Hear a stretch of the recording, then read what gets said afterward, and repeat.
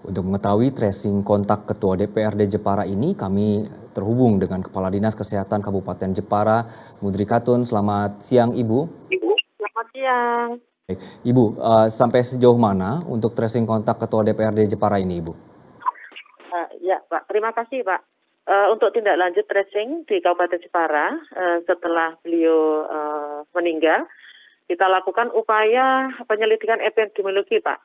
Penemuan kasus untuk deteksi sedini mungkin, ya, dengan melakukan tracking kontak erat terhadap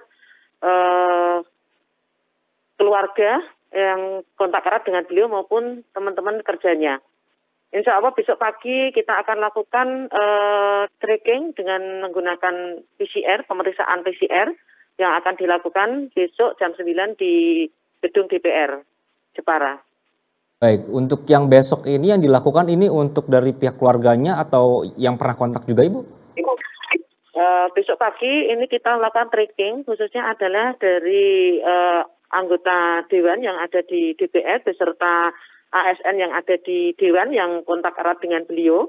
Kemudian untuk keluarganya ini dari kami mulai kemarin sudah melakukan tracing kepada keluarganya yang kontak erat dengan beliaunya.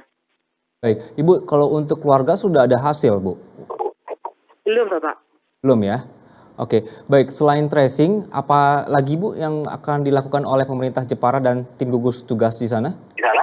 Ya, tentunya kita tetap melakukan ini, Pak, pengawasan ketat, khususnya penanggulangan yang berbasis dengan pendampingan di tingkat kecamatan, Pak. Kemudian kita juga mengoptimalkan program Jogotongo, karena untuk program Jogotongo ini sangat membantu dalam hal kita melakukan tracing keterkaitan dengan kasus beliau. Setidaknya kita punya informasi terhadap warga yang mungkin bertamu ke rumahnya pada saat beliau sebelum wafat gitu. Kira-kira ada berapa orang tuh, Bu, yang sudah terpantau pernah berhubungan terakhir? Kalau ini yang terpantau di kami ini 5 orang yang kontak erat. Khususnya adalah ada drivernya, kemudian ada anaknya, kemudian ada pegawai yang dari Dewan. Ini laporan yang kami tindak lanjuti hari kemarin itu 6 orang.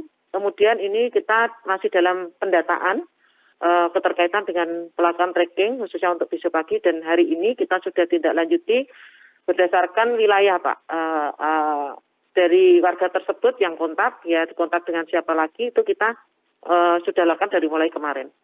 Baik, Ibu, kalau di Semarang dan beberapa daerah yang zona merah ini dikebut untuk tes massal. Di Jepara sendiri seperti apa kondisinya?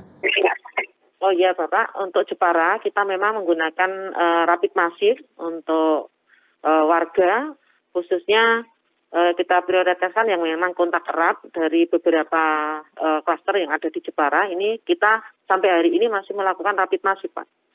Baik, yang terpantau di sana itu klaster apa saja, Bu, yang sudah terdeteksi beberapa hari terakhir ini?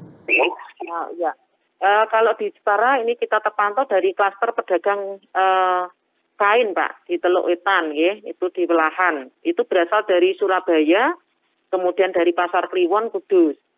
Kemudian klaster di Desa Welahan. Kemudian kita juga melihat di klaster tenaga kesehatan di Desa Ngeling, ya, yang berasal dari Puskesmas Kaliwungu, Kudus. Kemudian klaster bakul iwak di beberapa pasar, kebetulan dari Pasar Kobong, Semarang. Kemudian klaster penghulu, Bate Alit. Kemudian klaster tenaga kesehatan yang di rumah sakit dan yang ada di kesehatan, dinas kesehatan. Baik, Ibu, beberapa wilayah di Jawa Tengah ini penularan itu termasuk adalah karena tidak terdeteksi atau dari OTG nih, Bu. Di Jepara seperti apa ini pemantauannya?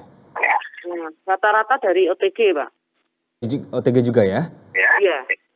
Untuk masker, Ibu apakah akan mengikuti daerah lain diwajibkan dan akan diundang-undangkan? Masker, Pak? Ya. Oh iya. Ini memang kita sudah wajibkan bahwa setiap warga penduduk melalui Satgas Jogotongo, kita sudah wajibkan untuk menggunakan masker, kemudian wajib cuci tangan, dan wajib physical distancing. 3 ini juga sudah didukung oleh aparat pemerintah tidak hanya Dinas Kesehatan, kita bekerja sama dengan Polres, dengan Satpol PP, kemudian dengan Koramil, ya, di Jepara ini semua sudah ikut nyengkuyung, menertibkan, mendisiplinkan masyarakat supaya patuh terhadap protokol kesehatan. Khususnya ada sanksi-sanksi kalau tidak pakai masker atau ada kerumunan, itu sudah ada penertiban dari sektor keamanan. Apakah perlu diundang-undangkan Bu oleh peraturan kabupaten misalnya untuk wajib menggunakan protokol kesehatan tadi yang Ibu sebutkan? Itu sudah dibuat suatu aturan perbud untuk protokol kesehatan. Dari situ aja dasarnya Ibu ya? Iya. Baik, Ibu terima kasih atas waktunya di siang hari ini. Selamat bertugas kembali.